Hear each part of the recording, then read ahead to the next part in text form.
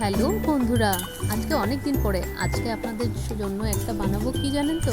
কাঁকরোলের পুর, তাও আবার কি নিরামিষ। হ্যাঁ, আমি নিরামিষ পুর বানাবো। অনেকের হয়তো ভালো লাগতে নাও পারে, কিন্তু আবার অনেকে অনেক খুশি হবে নিরামিষ দিনে কিছু একটু ভালো খাওয়া।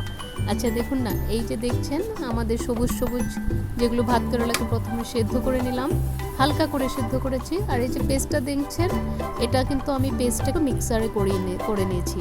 এটার মধ্যে আছে ওই ভিতরের কাঁকরোলের যেগুলো বিচিগুলো ছিল সেগুলো, এটাতে সাথে ছিল শুকনো লঙ্কা পাকা সেগুলো, তার সাথে রয়েছে আমাদের ওই, আর প্রত্যেকটা পুরের মধ্যে দিয়ে তারপর যারা করে নিয়েছি, করে একটু ঠান্ডা করে তারপরে এই পুরগুলোর ভিতরে এক এক করে প্রত্যেকটার ভিতরে ভরে দিয়েছি সুন্দর করে।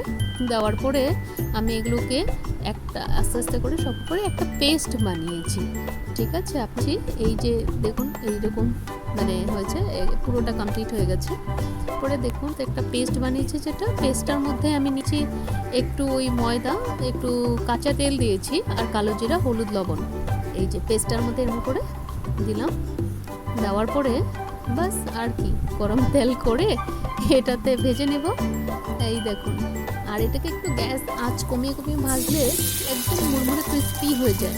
আর গরম ভাতে ঠিক মানে কি বলবো, নিরামিষের দিনে এরকম, আর পাতলা মুসুর ডাল সাথে লেবু একটা দুটো করে ঝুল, একদম ইয়াম্মি খেতে লাগবে।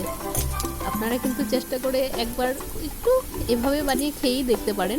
Thank you.